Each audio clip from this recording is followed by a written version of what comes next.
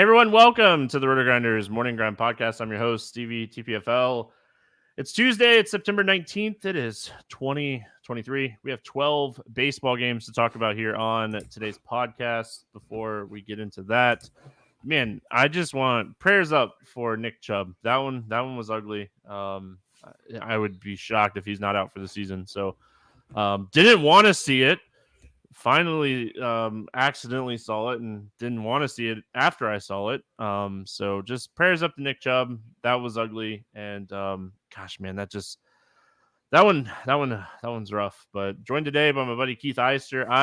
I know football season's in full swing.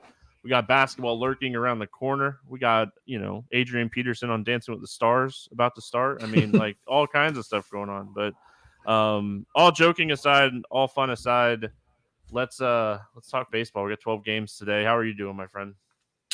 Yeah, doing well.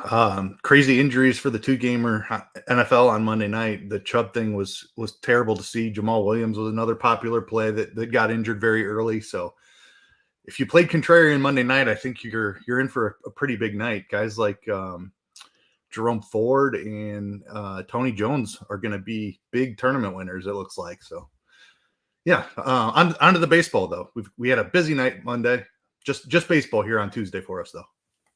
So one of the tournaments I played a bunch of single entry stuff for football on the 2-game slate.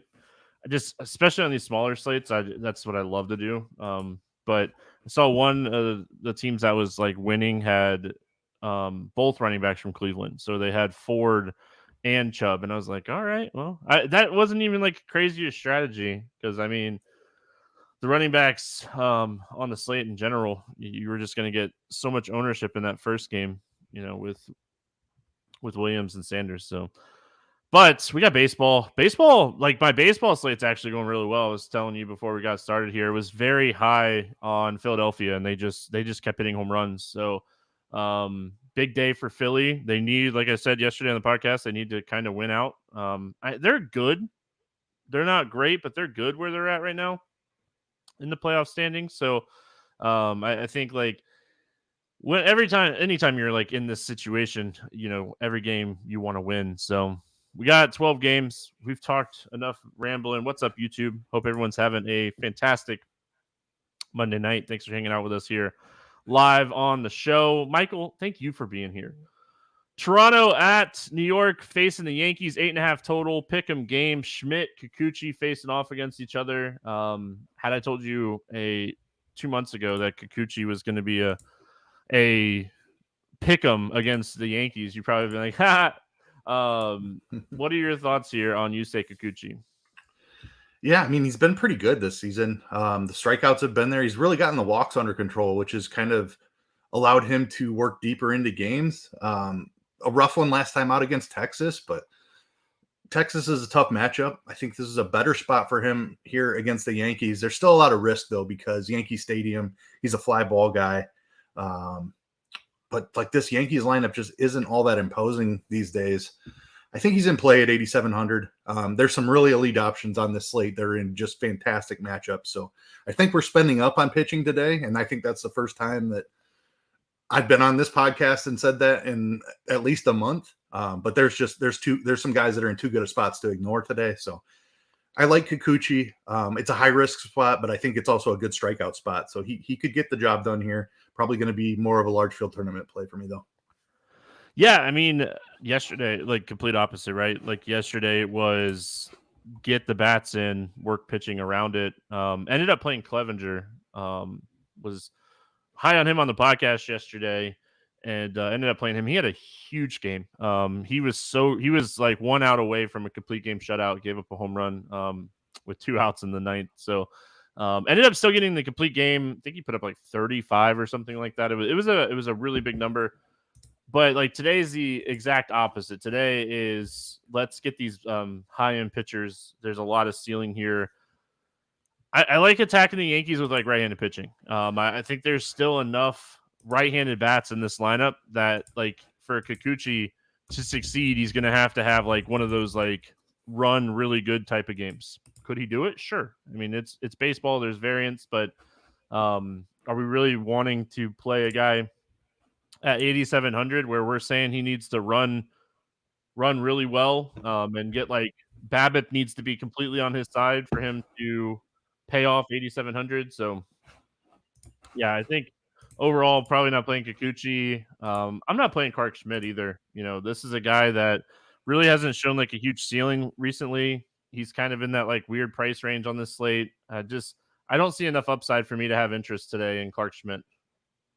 I will say that he does have wide splits, and we know that Toronto is very right-handed heavy.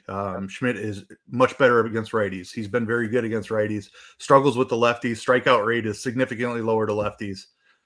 He's probably going to see 6 righties in this spot. So if he was a little cheaper, I would have a lot of interest. But like you said, he's kind of just in a weird price range. I suppose you could go up for an elite guy and then use Schmidt as an SP2 type. There is a cheaper guy that I like a little bit more. But like, I don't hate the matchup here in this spot. It's just, I don't know if it's the right slate for him.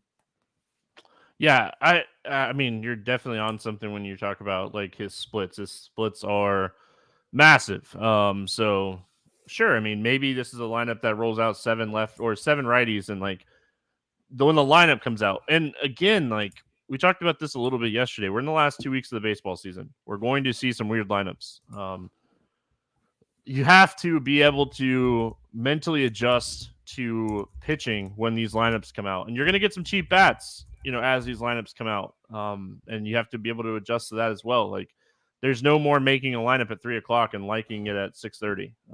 It's just not that. It's not that time of year anymore. Like our projected lineup team, way busier right now. And I know you do some stuff with projections, but like there's just so many moving pieces right now with baseball lineups. You're gonna have call ups. You're gonna have guys like Freddie Freeman getting days off, Mookie Betts getting days off. Like that's just how it's gonna be. I mean, Atlanta's gonna be sending people down the stretch. So yeah, you got to be able to adjust to how these lineups look when they come out. It's funny you mentioned that. Just in the projections chat right now, SBK is trying to figure out how to project this Philly situation. The Philly pitching situation when we get there is going to be a doozy. So definitely struggles amongst the projections team at this time of year. Good point. All right, let's talk bats here. Any interest in the Toronto bats against Schmidt? Yeah, I mean, I think they're certainly in play. You mentioned Schmidt has had his struggles here. Like I wish Belt was healthy in this spot. I would really like him, but still on the IL. It's part of the reason why I think Schmidt might actually be in play if we need to go this low for pitching. Like I don't have a ton of interest in the righties, and there just isn't that many lefties here. Varsho has been very disappointing. Kiermaier is not a guy that I like to play in DFS, but if you want to stack those 2 lefties probably near the bottom of the order, I don't hate that for some value, just as a little mini stack. But Toronto probably not a full stack for me. Yeah, cheap lefties, don't hate it. They're so expensive that I probably don't get to them today. I think it's a tougher matchup for them overall, and I think this is a spot I probably don't end up on them. On the Yankee side, I could see a Yankee stack. Just like outside of Judge, like Judge is expensive as he should be, but outside of him, I mean, like Torres is 4,400, Stanton is 4,200, Volpe 3,700, LeMahieu 3,500. Like overall, the stack, even with Judge in your stack, is cheap. So I think just looking at the slate, I mean, Kikuchi he's been pitching a lot better. But I think if you just want to say, hey, like he's giving up home runs, this game's in Yankee Stadium, the Yankees overall aren't expensive, and you want to fully stack the Yankees, like I'm definitely not going to talk you off of it because of these prices. Yeah, I mean, I said it was a high-risk spot for Kikuchi, and it's because the Yankees do still have some right-handed power. Judge is obviously amazing, but guys like Gleyber Torres, even Stanton, has been much better against lefties than righties. LeMahieu is cheap, not a guy I love to play, but, I mean, it's Yankee Stadium against a fly ball pitcher. He could sneak one out. And then you have all the young guys who are really cheap, Volpe, Peraza. If Higashioka is in there, always a guy I like to play against lefties as a cheap catcher. So I'm with you here. I think the Yankees are a stack. All right, moving on. We got the White Sox and the Nationals facing off against each other here in Washington. 9.5 total pick'em game. Urena and Rutledge facing off. Yes, that's the 2 pitchers in this game. Jose Urena back in our lives. Yeah, man, he's still pitching in the bigs. He's doing his thing. Any interest here in Urena at 5K? 8 strikeouts against the Twins last time out, but no, there's no chance I'm playing Jose Urena in 2023. Just walks way too many guys. Still gave up 6 runs, even though he did rack up those 8 strikeouts. I wouldn't like the Twins are a team we've been picking on for strikeouts all season long. Washington, one of the lowest strikeout teams in baseball. No chance he's in play. Yeah, no chance. I'm even thinking remotely even thinking about it. But yeah, any interest here on the other side with Jackson Rutledge? No, just a guy who did not have a great minor league season, got beat up in his first try at the big leagues. So not even really a prospect. I believe he was formerly a first round pick, but has dealt with arm troubles and just hasn't really ever put it together. Washington just doesn't have many options right now. So they're throwing Rutledge out there. I don't think he's big league ready. I definitely prefer bats in this game. Yeah, I mean, overall, I mean, he was drafted for a big arm. I mean, he's a guy that does sit in the upper 90s. I think he's like a 94 to 96, 97-ish range, like starter. He had, like you said, he had some issues as far as injuries here. He was a first-round draft pick, 2019, I think. Big dude. Like I mean, my dad's 6'8", so I know how tall like 6'8". This dude's tall. So like big tall guy, lengthy guy. He has that upper 90 like type of upside. His strikeout stuff really hasn't translated yet. You know, from when we saw him drafted, it's him pitching like single A stuff. I think you could do worse. I really do.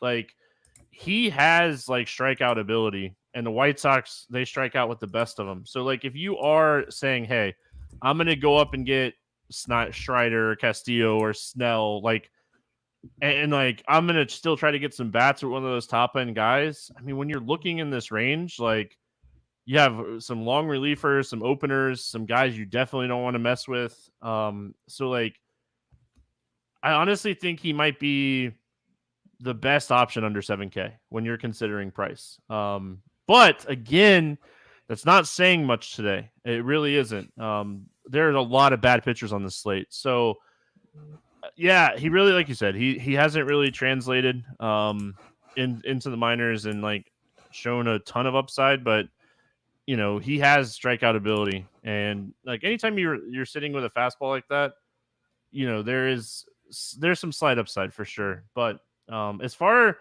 as like the other side, right, the Washington or the White Sox bats, he's a fly ball guy that has not his stuff just hasn't translated to pitching in a major league, minor league setting. Like he was a great college pitcher. He had a ton of upside from what, you know, this team looked at.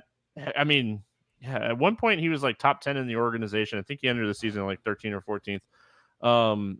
Yeah, I mean, you want to probably get some exposure to the White Sox bats, like fly ball guy that throws flat fastballs. I mean, this is a spot where you could have a big game if you're the White Sox, or I mean, I could see this game going either way. I really could. So I think it's exposure to both sides for me.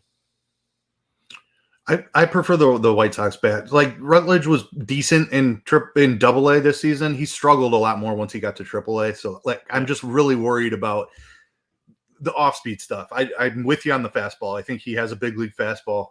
Throws really hard. He's a big dude. Should come from a weird arm angle. So I think the fastball will play at this level. I'm just really concerned about the breaking stuff. So I'm on the White Sox bat more than I am on Rutledge. But like you said, the options under 7K are not great today. There is a guy I prefer, but he's about 1,200 more than Rutledge as well. So if you need that savings, I don't hate taking the upside on a big arm like Rutledge, especially in a matchup against the White Sox, who we've targeted all year, like you said. But yeah, it's going to be White Sox bats for me. I just don't think that Rutledge is quite there yet. I love Luis Robert, homered again Monday night, has been just crushing here recently, and then everybody else is 3,700 or less. Eloy is still underpriced for what I believe his talent to be. Andrew Vaughn is a guy with big power. I like him at 3,400. The lineup falls off quite a bit. Gavin Sheets, if he's in there, I like him at 2,600 in the spot. But like you said, fly ball guy, I think we can target some White Sox bats here for sure. Yeah, I mean, I think it was crazy to see the ownership on like Ben Attendee on Monday night. Like he's a guy that like if he's chalky, I'm perfectly okay with like leaving out of my stack. Like Yeah. he's just no real power. And then Tim Anderson hit his home run for the month, so he's got his quota. So I mean, you don't have to touch him either. So like I think if you're all joking aside, Tim Anderson's cheap at shortstop. You can play him in this spot. But Where Robert did Jimenez, Moncada's power go? Like he has just been non-existent. can you say this that year. the same about like 2 or 3 of these guys? Like Grandal, Anderson, Moncada, like this team in general, just a team where it's like, I don't know. I mean, Moncada was one of the best prospects in all of baseball not that long ago. Like what? Yeah. He has an OPS of 700. Like what are we doing? Yeah, I mean, you forget who he came up with. I know. So yeah, yeah, you got Sale. I know that didn't exactly work out, but he was in the that worked trade, out for right? us, Keith. Come on. That worked out. He gave you some really good years the first couple he was there. Yeah. All right. But yeah, Robert Jimenez, Moncada, Vaughn, Sheets, Anderson. I don't have an issue here. Looking at the White Sox, and honestly, I like the Washington side of this game too. Like I think the strikeout that we saw last time out was more of a fluke. This guy's like a 14% K rate guy. So I think this is an amazing spot for Abrams at shortstop. I think Dom Smith, when he gets a lower strikeout pitcher that gives up power, he's a guy you definitely want to look at. Meneses, Ruiz, if he hits fourth in that catcher slot, like this is a whole game you could game stack this. You could build a 4-4 stack here and just hope that there's a lot of runs scored. 2 bullpens that you're not necessarily worried about. So yeah, I mean, I think this is a very, very stackable game here on Tuesday. Yeah, completely agree with you. Love the Washington bats in this spot. Arenas is a guy we have picked on for years. I'm not buying that he suddenly remembered how to strike people out. Like early in his career, he had decent strikeout rate with the Marlins, but it's been a long time since he's been that guy. Washington doesn't strike out anyway, so love the Abrams call. He's definitely my favorite option here. It's full stack. Like the guy has control issues. He has hard contact issues, and very recently he hasn't been able to strike anybody out except for that last game against the Twins. So I definitely think the Washington stack is in play. Moving on, we got Philadelphia at Atlanta. You already mentioned that we got a really interesting situation here that we'll talk about in just a second. They did post a total. It's 9, and the Braves are a 220 favorite. I'm shocked with Strider on the hill. But we're going to open our situation, I guess. I don't know what to really think here. So, yeah, we got Sanchez starting and supposedly going to be piggybacked by Lorenzen. Well, Sanchez is fully stretched out, and he just dominated this team. Yeah. Like he just struck out 10 Braves. Like why? I know that Lorenzen's coming off the IL, and they probably want to get him stretched out for a playoff run. He just pitched too, though. I mean, he recently just pitched against the Braves 7 days ago and threw 96 pitches. So I don't know what's going on with this. So yeah, let's talk about it. I mean, and Strider on the other side. So let's talk about this Philly situation. I think this is an easy situation as far as like DFS purposes. You just say we're not playing either of these pitchers against the Atlanta offense and like just being done with it, not messing with the situation.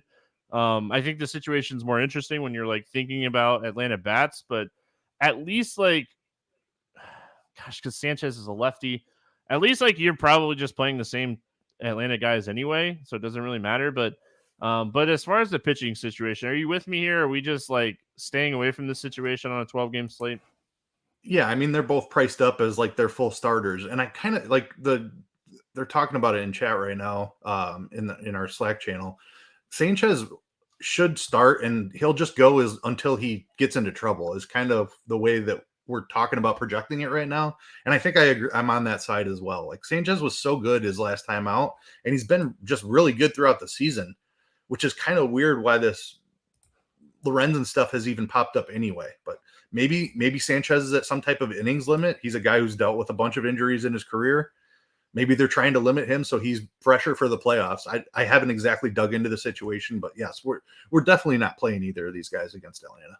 Well, what I had read, because I read about this about an hour ago, was they are trying to pare down their 6-man rotation for the playoffs. So are they saying like Sanchez Lorenzen out? So it's like a tough situation, I think, in general. But like if he's pitching well, like do they let him go 6 They have to, innings? right? I mean, and then like does Lorenzen like come out the next? I don't know.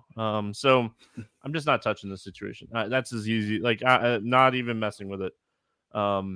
Machado walked on 4th Street. What is going on? First and third, 2 outs. Machado comes up, and I'm chasing big time in tournaments right now with Machado and the catcher. And now the catcher has bases loaded with 2 outs. I would love just a single here. Strider. Philadelphia is a darn good baseball team. Strider came out last time, 7 innings, 9 strikeouts against this team. It was one of his better games here recently. He's 12-8. When we're just thinking about this slate as a whole, like Strider, an 8K guy, or Castillo and Snell together, I think I'm going Castillo Snell combo instead of like Strider 8K guy. I'm really interested to hear your thoughts when it comes to Spencer Strider today. That was my initial thought as well. Obviously, Strider has the highest upside of any pitcher in all of baseball, no matter his matchup. That being said, just facing this team in his last start, and he was very good in his last start, it's just like there has to be some familiarity there. I never like to play guys when they face a team in back-to-back starts. He is fully priced. And there's 2, even I think you can make an argument for a third guy in the high-end range that are just in fantastic spots today.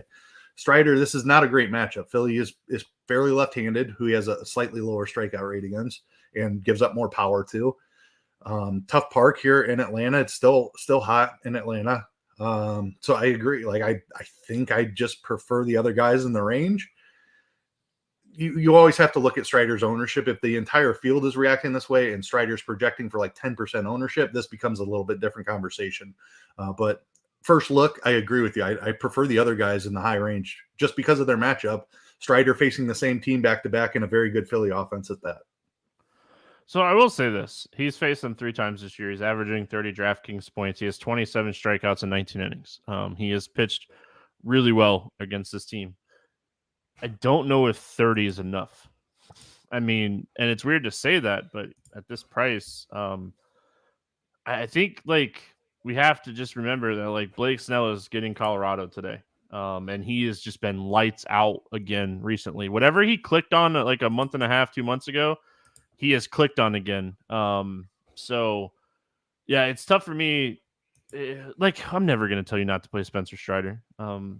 I mean, this guy is the best strikeout pitcher in baseball. So I'm not going to sit here and say, hey, don't play him. I'm just saying I think I like the route of playing Castillo and Snell more than, let's just call it like a Allen Strider build. Because I think he'd probably be my favorite here because we think that Ryan Piop is going to be like a long relief situation. Like he would have made a little bit more interesting against Detroit, but and even Zach Gallen. We're going to talk about Zach Gallen. He's in a great spot today. Yeah, that's the other guy I want to talk about for sure. Yep. Philadelphia bats. He's allowed 1 home run in 3 starts against them this season. Very high on Philly yesterday on Monday. I'm not touching Philly today. Yeah, I mean the guys you would want to play are Harper and Schwarber, and they're fully priced. I guess you're getting a slight discount on Schwarber, but even 5,600 chasing a home run is not something that I love to do. I'll probably leave Philly on the shelf here. Definitely not a stack. Too much strikeout stuff from Strider. Atlanta bats, they're expensive. I say this all the time. I think if you're playing Atlanta, you're stacking them. Just know that like if Sanchez starts to get in trouble, you're probably going to get Lorenzen. They don't typically like do the whole pinch hit game kind of thing. So you don't necessarily worry about that. And honestly, a lot of these guys are really good against righties and lefties. So, I mean, it's just, there's such a sound lineup, just top to bottom sound lineup. So, yeah, I mean, overall for me on Atlanta, stack or fade. And I don't know if I get to them today because I want pitching so much more today. Yeah, I agree. I think it's the first slate in a long time I want to pay up for pitching, and Atlanta is still super expensive. Christopher Sanchez has been really good. Even Lorenzen has been pretty solid this year. So not the best matchup here. Obviously, they can break any slate, but I don't think I'll get to him much.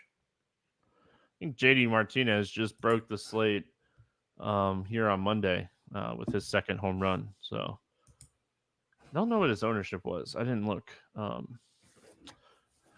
All right, moving on. We got Cleveland at Kansas City. Another one of these famous opener situations. Our favorite thing to talk about here. 9.5 total. Guardians, a 165 favorite. Allen against, we'll call it Marsh because he's expected to be the long reliever. He's been doing this, so I assume this is what we'll kind of see. Let's talk Logan Allen first. 8,400. I mean, from time to time, this guy does show some ceiling. He shows some upside. And my thing is, when you're looking at the Royals lineup, we're going to get, depending on who's in the lineup, we're going to get a lot more strikeouts against left-handed pitching. So I think Allen's solely in play in this like range today. I don't expect him to be like more than like 15% owned, but he'd probably be a guy that is more of like a 150 or 20 entry max build for me. I don't think he's like a single entry build for me today. What are your thoughts on Logan Allen today? Yeah, I'm interested here. The leash has been pretty solid here recently. He's been up around 90 pitches most of his starts this season. About a league average strikeout rate on him. Good matchup here against Kansas City. So I'm in agreement. I think he's in play here. I'm gonna probably try to spend up as much as I can, but if I need to save a 1,000 or something off a gallon, I'm fine going down to Logan Allen. I like the matchup here. We're not touching Alec Marsh today, right? No, not against Cleveland. I don't think. I will say he's been one of the easier long relievers or bulk relievers to project. Like it's not like we're talking about Pavetta in Boston or whatever San Francisco's been doing this year, where they use a different long reliever every single day. It seems like. Pretty confident Marsh will actually enter this game, but matchup against Cleveland, just so low strikeout. Not sure the upside is there. Yeah, the strikeouts, the lefties, like I will say, like he is a little reverse splitsy for strikeouts. His strikeout upside goes a little bit north when it comes to left-handed. I mean, there's just not a ton of strikeouts in this lineup. I wouldn't be shocked if like Alec Marsh puts up like 15 fantasy points today at like 5,700. So if you wanted just like a full-on punt, sure, maybe take a shot. But I don't know if I can do it. Cleveland bats, any interest here in Cleveland? I mean, I think you could always hunt for some power here. They just don't have any. Like Marsh will give up plenty of home runs. I'd say Josh Naylor is my favorite play, saving money down from Jose Ramirez at 4,300. Like you can certainly always play Jose Ramirez as well. Just a little bit of a down year for him. Not a stack for me. I never want to stack Cleveland. They don't have enough power. So Josh Naylor as a one-off is my favorite thing here. Jose Ramirez would be second.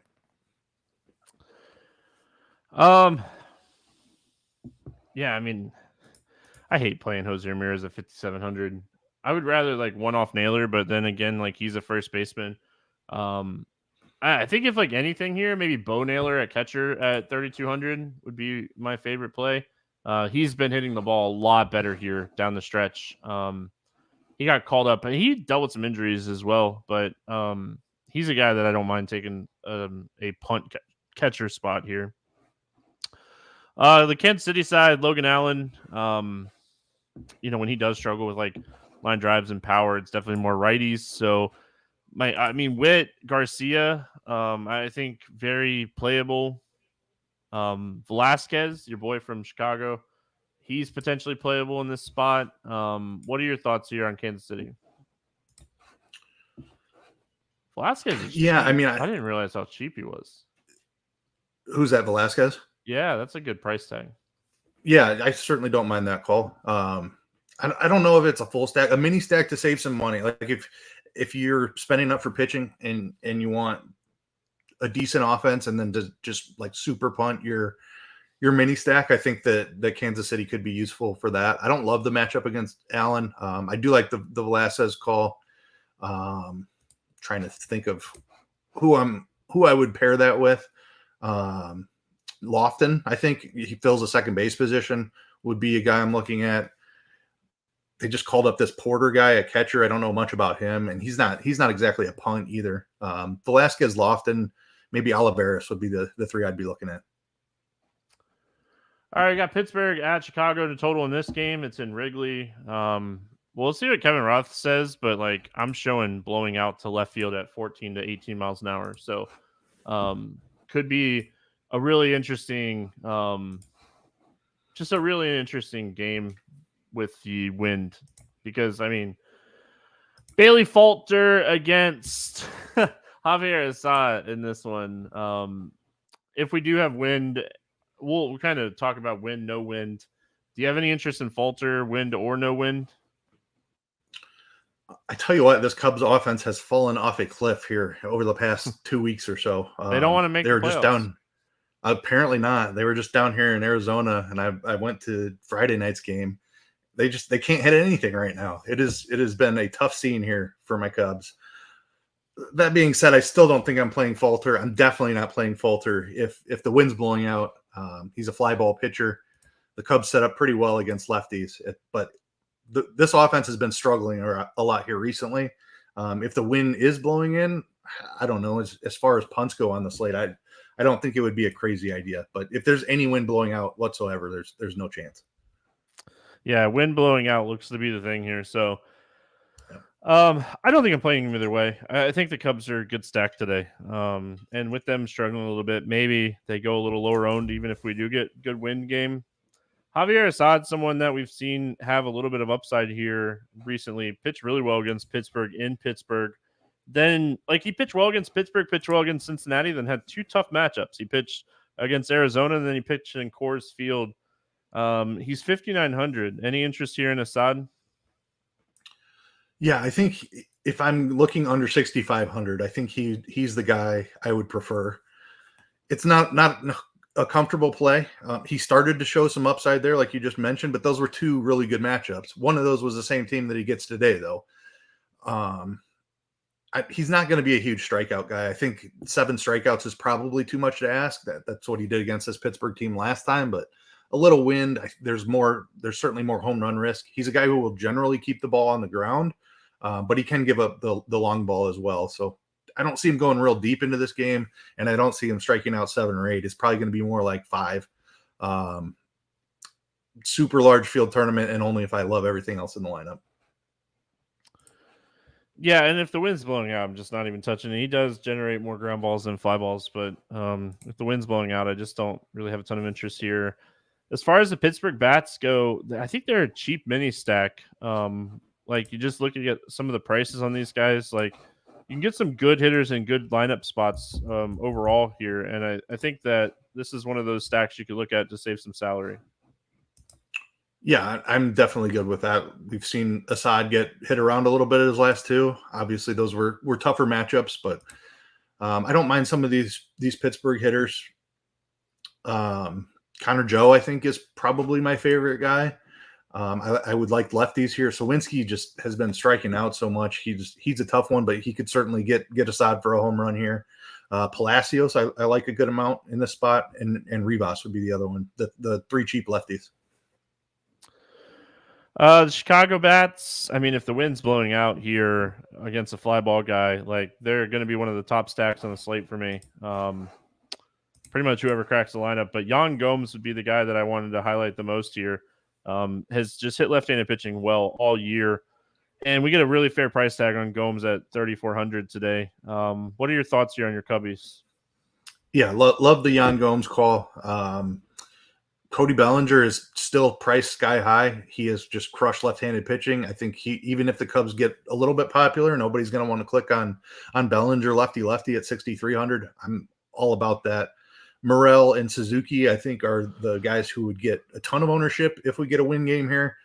5,100 for Morel, 4,300 for Suzuki. Just a little bit too cheap with those guys' fly ball abilities and power here against the lefty.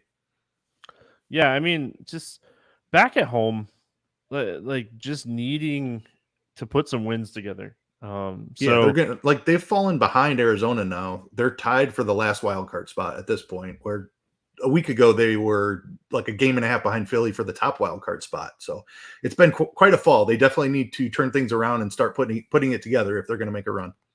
They're half a game up on Arizona, by the way. For what it's worth, they're tied with Miami, half a game up on Arizona. Arizona has one more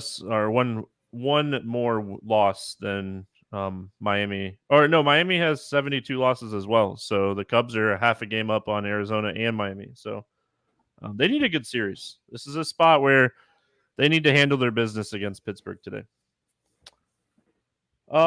Moving on. Milwaukee at St. Louis, another opener situation.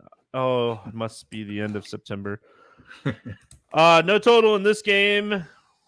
We have, it sounds like McGill is going to open. Hauser's going to pitch in relief. Hauser's kind of been like 70, 80 pitches guy, 4 or 5 innings. So sounds about right. And then Drew Rom is pitching for St. Louis today. Any interest in this opener situation here for Milwaukee? No interest in the opener situation. It's a big slate. There's a lot of good pitching on the slate, but there's a lot of bad pitching on the slate too. Yeah. Drew Rom on the other side, we've seen a little bit of Rom this year. 6% swinging strike rate. His walk rate is almost as high as the strikeout rate from what we saw so far. I mean, it just absolutely dominated his former team last time out against Baltimore. But I can't see it, man. I can't see doing Drew Rom today. Yeah, I agree with you. We used to pick on Milwaukee early in the season with lefties a ton, but since the trade deadline, they added Carlos Santana and Mark Canha, who have really lowered their strikeout rate of the lineup overall. They also called up Sal Frelick, who is a low strikeout guy. This Milwaukee team just doesn't strike out near as much as they used to when we were playing. We were just streaming any lefty against them basically back in May and June. That's not the case anymore. This Milwaukee lineup is really solid.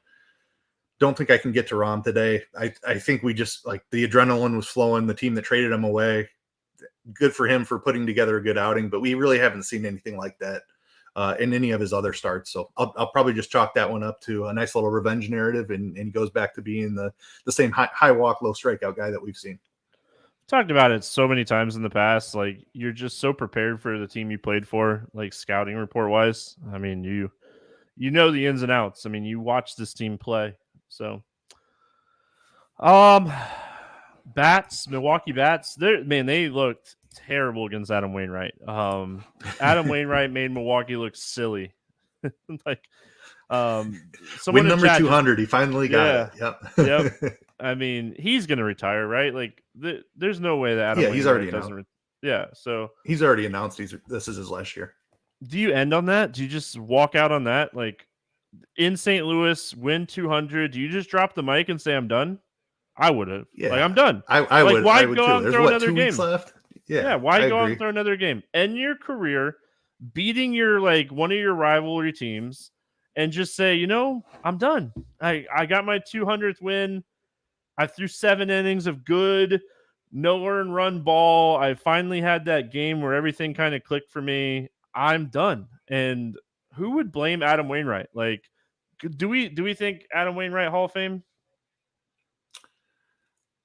Close, right? Close. He's in the conversation. I don't 200 think he's wins quite there. though, man. Like, how many pitchers have 200 wins? I mean, nowadays there's not going to be many, but 300 used to be the threshold. Yeah, 300, but yeah, not. I mean, how many pitchers have 200 wins?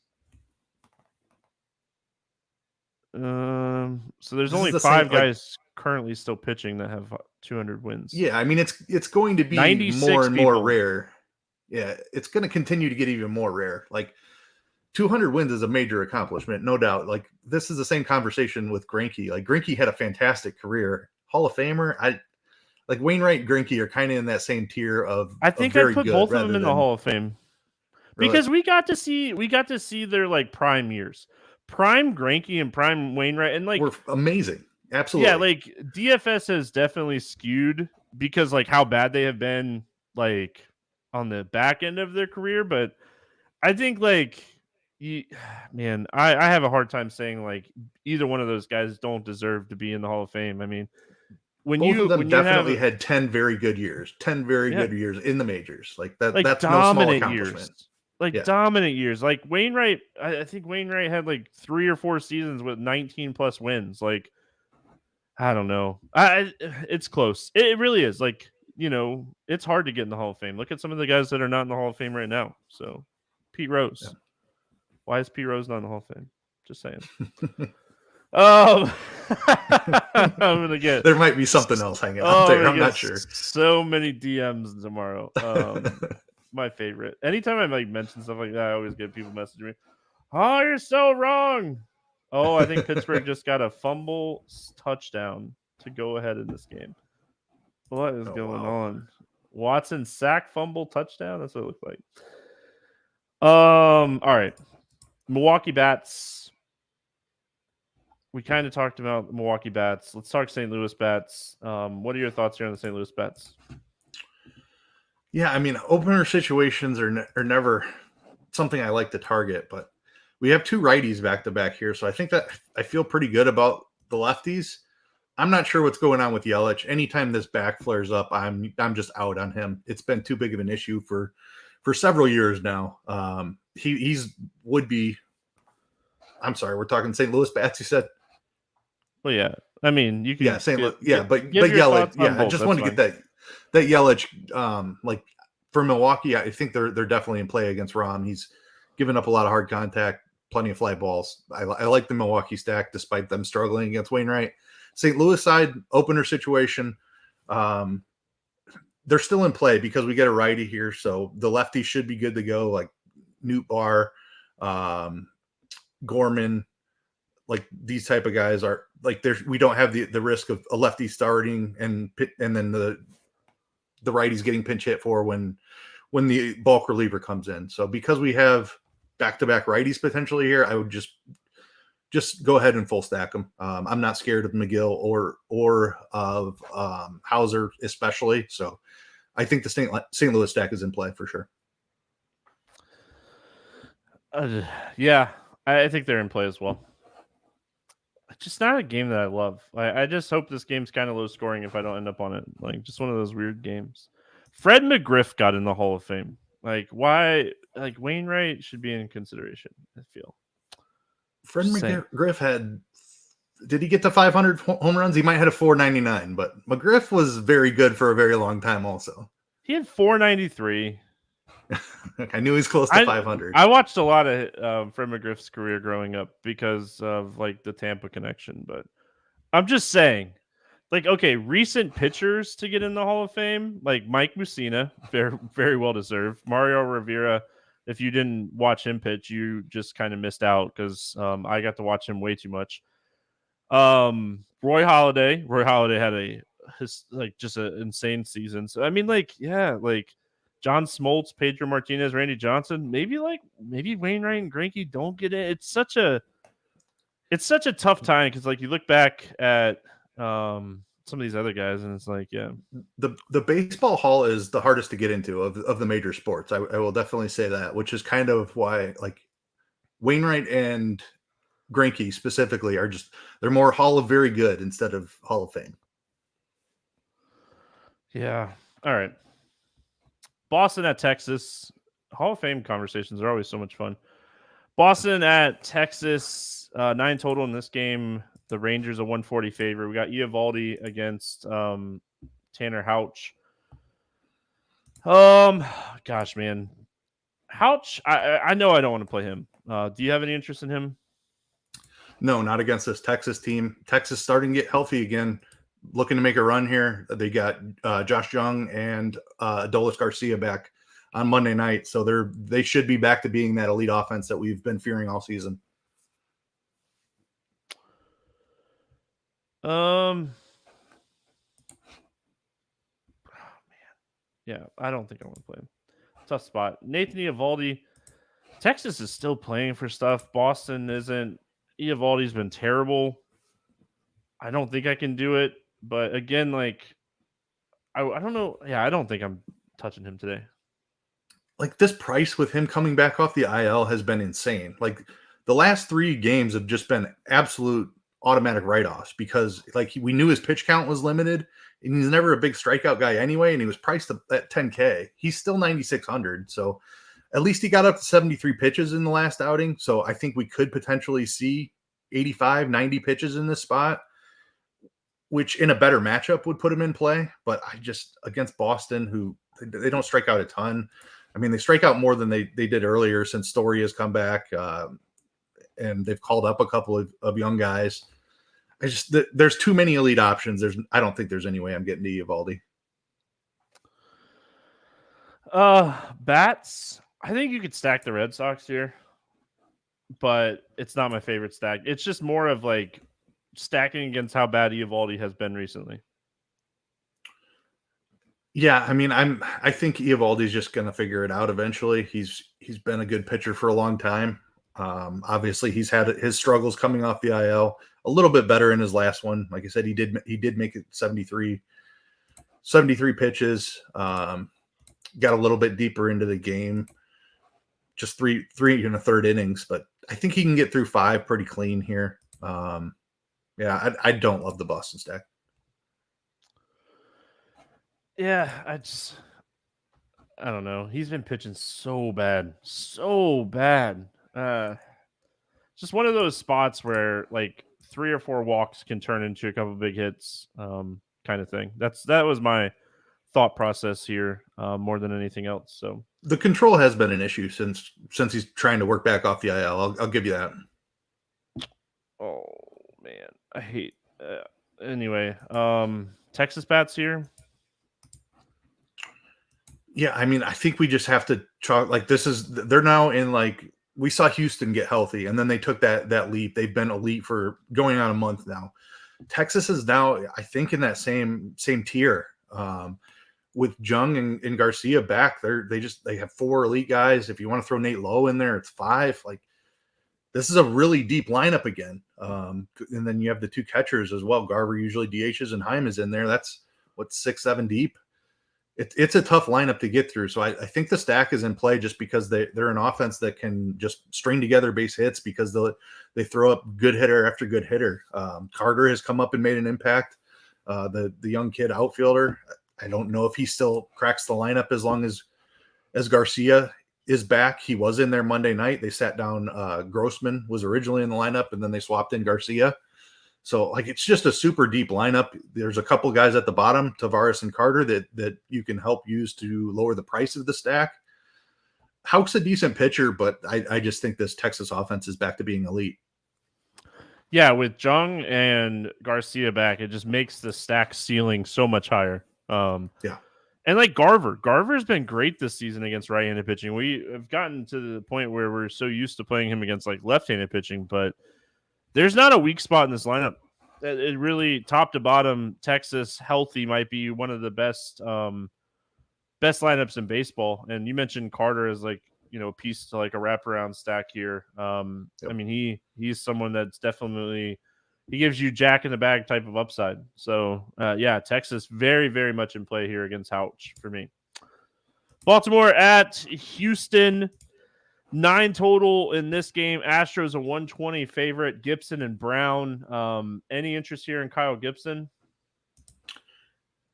I can't do it against this Houston team. They're back to being the lowest strikeout team in baseball over the last 30 days. They're just healthier now. They're an elite offense. And Kyle Gibson's not a guy I like to play that much anyway. Not touching Gibson, not touching Brown. Hunter Brown, I played a lot of him last start. I think it was against Oakland. Pitched really well. This is not the spot. I mean, it's the same thing I said with Verlander yesterday. Good pitcher, and like it's just a really good offense. Both of these offenses are just so good that it's so hard to play pitchers against them. Yeah, I agree with you. I will say Brown has more strikeout upside, and I could see him just having an outlier ceiling game here. Six innings, 8 strikeouts type of thing, where I don't put that in Gibson's range of outcomes here today. So I expect Brown to be like really low owned in the spot. like a tournament dart I don't hate, but for the most part I agree. He won't be a main part of my pool. All right. Bats. I think you're going to get both of these offenses kind of low owned here. What are your thoughts here on the Baltimore bats? Yeah, I mean, I respect Brown as a pitcher. I don't think that this is a spot I'll be targeting their bats. Like his strikeout upside is great. I know he can walk some guys. You get a couple of walks and a home run. You like that, but Houston is or Baltimore rather is still like priced up. I don't think I'm doing it against Brown just because of the pricing and the talent level of Hunter Brown. Yeah, I think if you're playing either one of these teams, I think you're stacking them, but I think you're going to prioritize pitching over these stacks today. Both sides, even the Houston side. What are your thoughts on the Astros? Yeah, like the Astros are really expensive, even more expensive than Baltimore as well. But Gibson's not a guy I'm afraid of. I like Tucker and I like Alvarez. It's just I don't think I'm going to have the money to full stack them. We don't have the cheap pieces necessarily. Brantley's up to 4,200. Abreu's up to 4K. Like there's just nobody that's in this 3K range that can help me fit in Tucker and Alvarez. So I probably don't get to the stack. All right, Seattle at Oakland.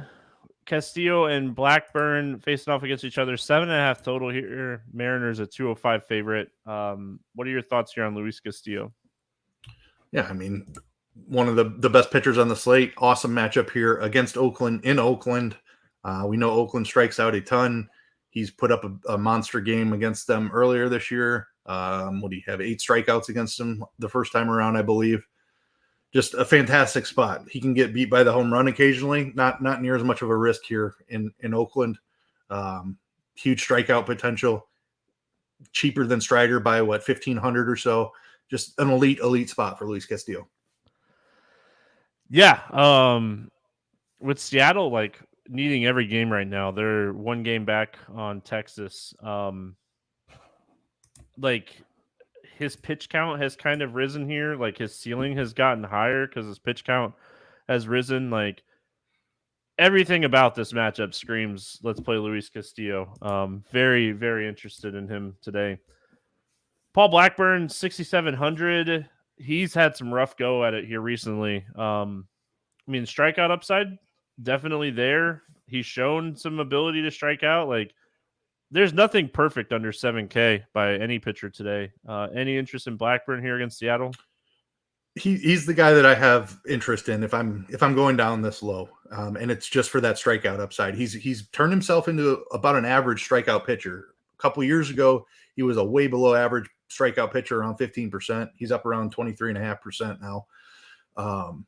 It's been rough for him recently, but he's also faced some really tough teams. He's had Houston and Texas back to back. Seattle is a scary offense. There's a ton of power on that side, but they also strike out a ton. So it's a team that I always like to target. Like I always stack Seattle, and I almost always play the pitcher against them. It's similar to Minnesota, same type of team where they have a ton of power. They can absolutely beat up a pitcher, but they can also strike out 10 times in a game as well. So Blackburn at 6,700. I think more than likely he gets beat up a little bit here, gives up 4 or 5 runs, but I think there's an outside chance that he could strike out 8, and that'd be really useful at 6,700 on this slate. So he'll probably stay in my pool, but I am aware that there's a ton of risk here. Yeah, there's obviously risk. There's some strikeouts as well. Right-handed pitching right-handed pitcher that strikes out right-handed hitters at a higher clip, and should get a good amount of righties in this spot. So I think Blackburn, if you're just fully punting, like I said, him and Rutledge maybe would be the options down here. But I mean, there's nothing safe about either one of them. The Seattle bats in this spot, they're not like overly expensive, but for the slate, they're kind of expensive. Do you have interest here in Seattle? Yeah, I mean, I Blackburn can be hit a little bit, so I do have some interest here. Just looking through the pricing here a little bit.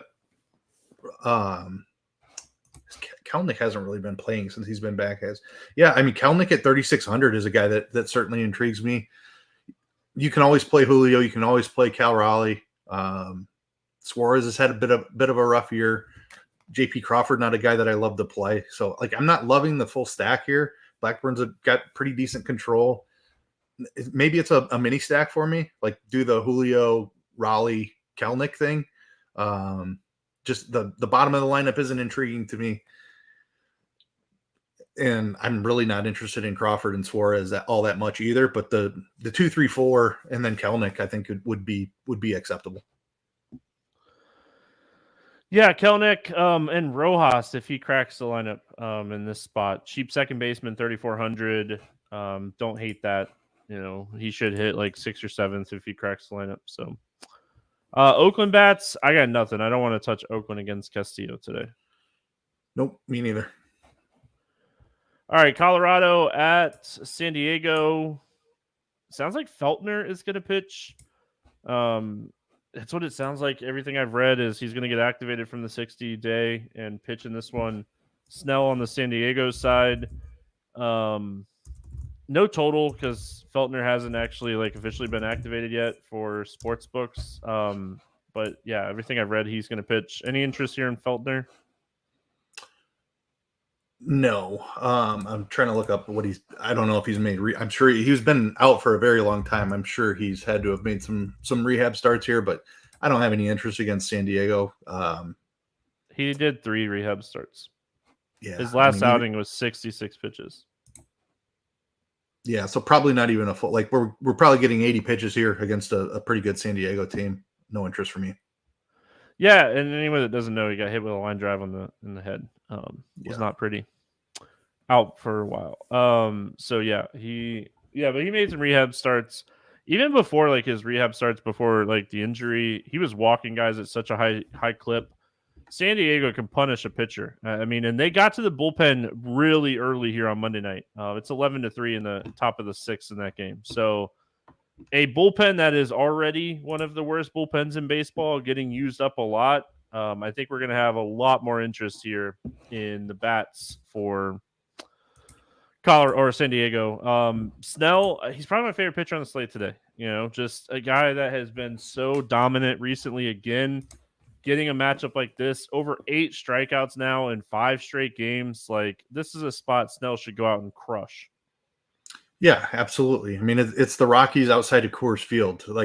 Just the absolute best matchup outside of Coors Field. I only know this because I wrote it up today when I was talking about playing some Waka against the Rockies. So I'm certainly interested in playing Blake Snell against the Rockies, but they strike out over 27% of the time away from Coors Field. Blake Snell is one of the best strikeout pitchers in baseball. He's over 30% on the season, over 8 in 6 in a row, like you mentioned. He's just back into that elite form. He's still going to walk some guys.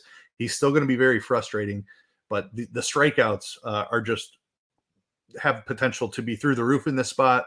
Colorado doesn't offer much resistance on the other side. You save some money way down from Strider, 2,200 down from Strider, even 700 down from Luis Castillo. So beautiful price, elite matchup. I'm with you. Blake Snell is the top point per dollar pitcher on the slate.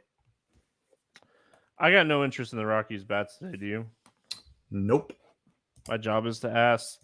San Diego was very, very high on San Diego on Monday night and going right back to the well. I think this is a great spot for the Padres. If they were in a different ballpark, I would consider them as a top stack on the slate, but they're expensive. But I love this spot for them today. Yeah, I'm with you. They've been hitting better here. Soto coming off a Player of the Week award.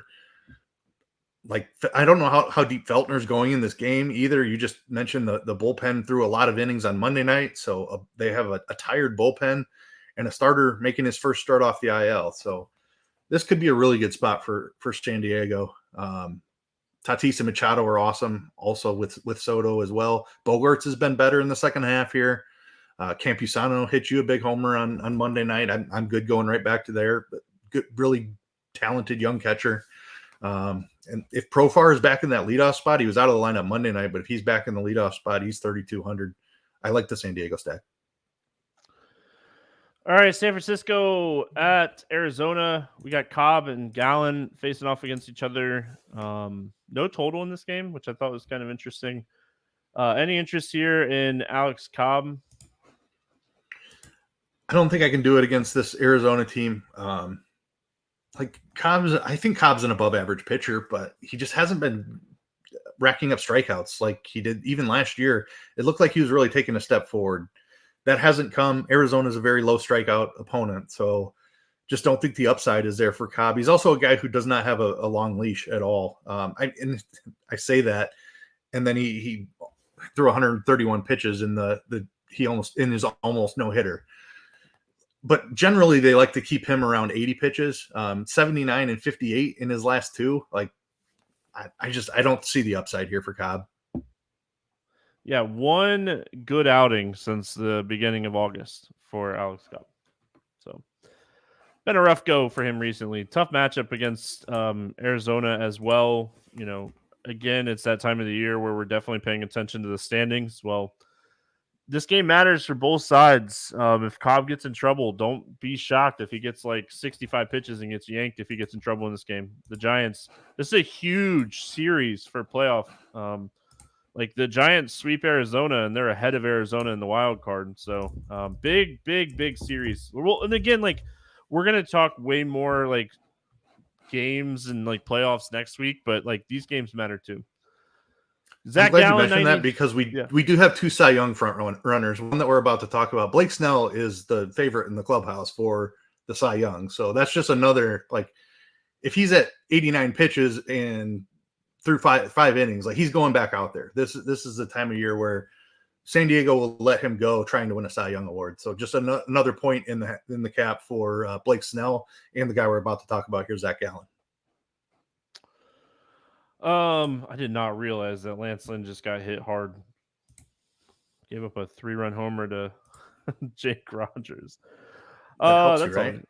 That helps me, yes. Doesn't hurt my feelings.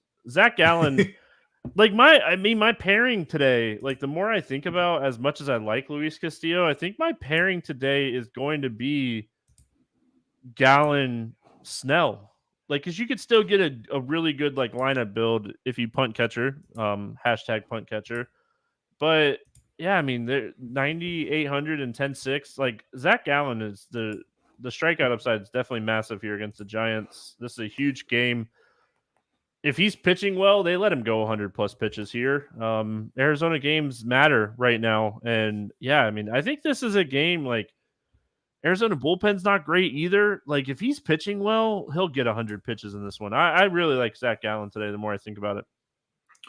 Yeah, I'm with you. He's put up a couple of rough starts here recently, but look at who he faced. He faced the Mets, who don't strike out very much. That was in Citi Field. That was a disappointing start. But before that, he faced the Orioles and the Dodgers. In between there, he dominated my Cubs, of course.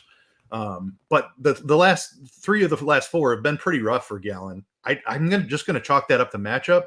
San Francisco's a talented offense as well, but there's so much strikeout upside here that I'm with you. I love this spot for Gallen. I hope that people are concerned about recent form, but when I look at the opponents that he's faced, I'm really not concerned about him at all. Like I think he can bounce right back, and I think that he has 10 strikeout upside in this matchup here. Yep. Yeah, tough matchups. Giants bats. I don't really have a ton of interest in Giants bats here. No, none for me either. I think Gallen bounces back.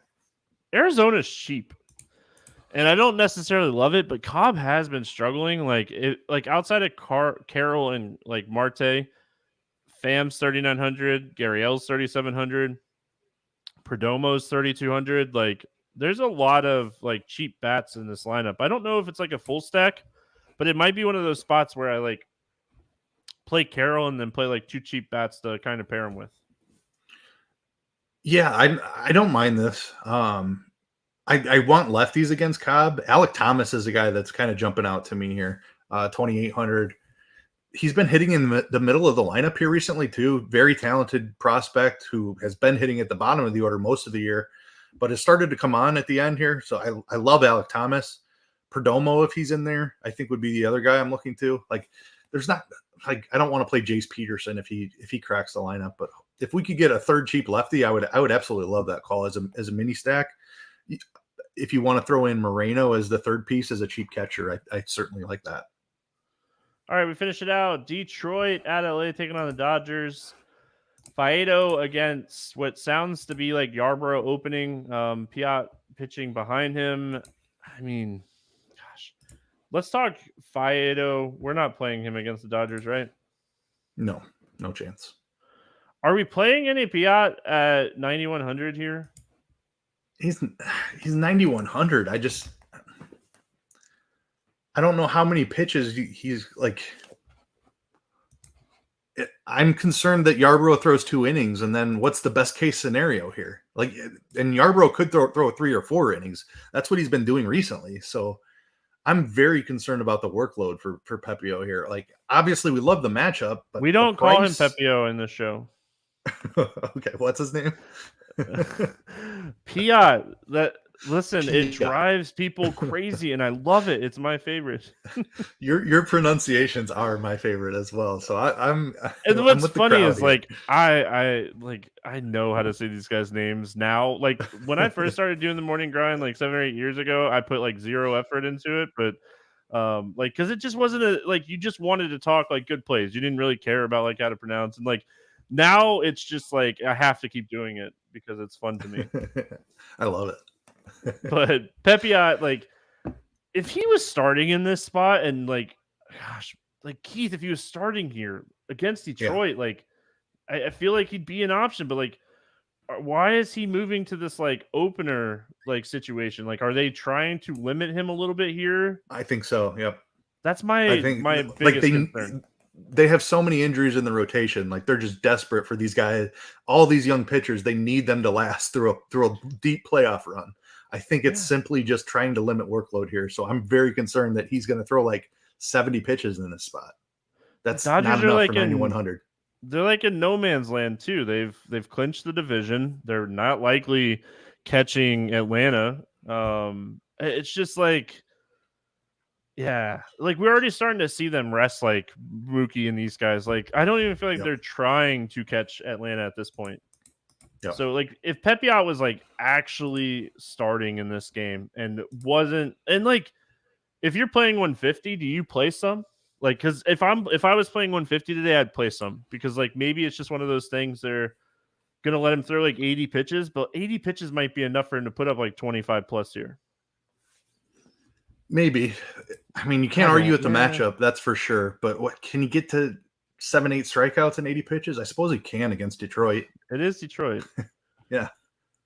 It is Detroit. I mean, do you think it's going to happen? Probably not, but it is Detroit. Should it happen? Probably not, but it is Detroit. I mean, I made money in football. I don't know how I made money in football, but I'll take it. That Steelers' second touchdown was a 4-figure swing for me, but still a very good night for me as well. Yeah. All right, let's talk bats. I still don't think I'm touching the Detroit bats here. Like, there'll be times that I'll land on like Kerry Carpenter as like a last piece in on a team that I really like. I think he's really talented. He's just on the wrong team. But that's really it for me. Yeah, I think I agree with that exact take. Carpenter's been so good. There's just no other talent that I'm really interested in playing here, especially with Riley Green on the IL. I think Carpenter will be completely unowned because you're getting Yarbrough, the lefty, to start. But Yarbrough's not going any deeper than 3 innings, I wouldn't think. So I'm totally down with that one off. Definitely not a stack, though. I mean, Torkelson has had like a low-key really good year. What is he? He's been great against lefties, especially. Like I'd love him in his first at bat against Yarbrough, but does he get 2 at bats against Yarbrough? That's the concern for me.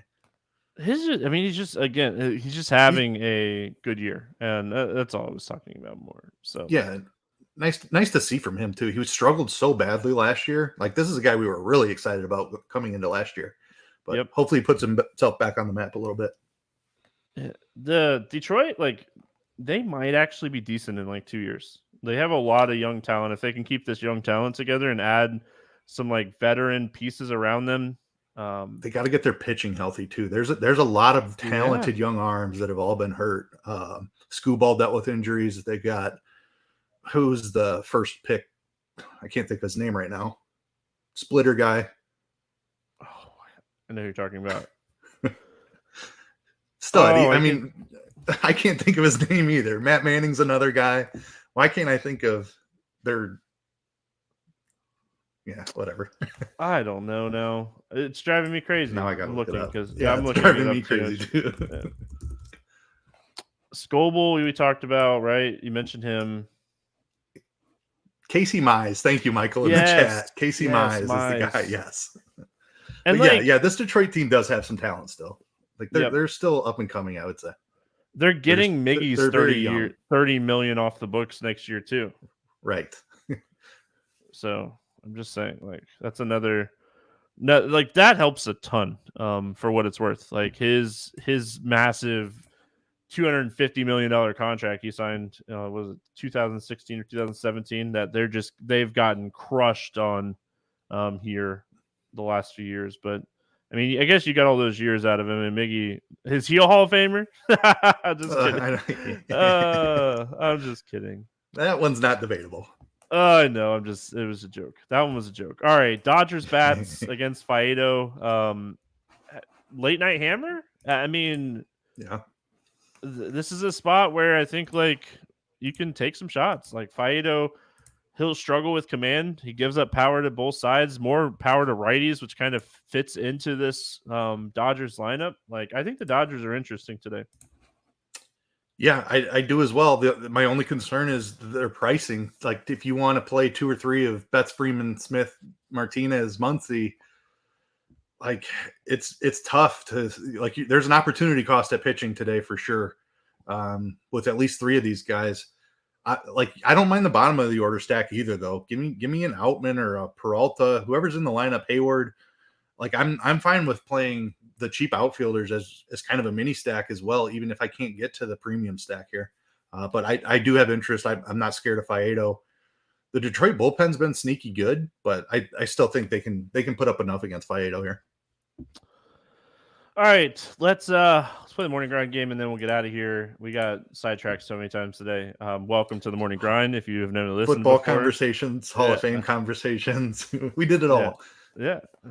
Detroit young talent conversation. Like, hey, listen, we checked all the boxes on the slate. Under 8K to get 6 or more strikeouts. Who do you got today? I think Paul Blackburn bounces back in a big way. This Seattle team has struck out a ton this year. Give me Blackburn.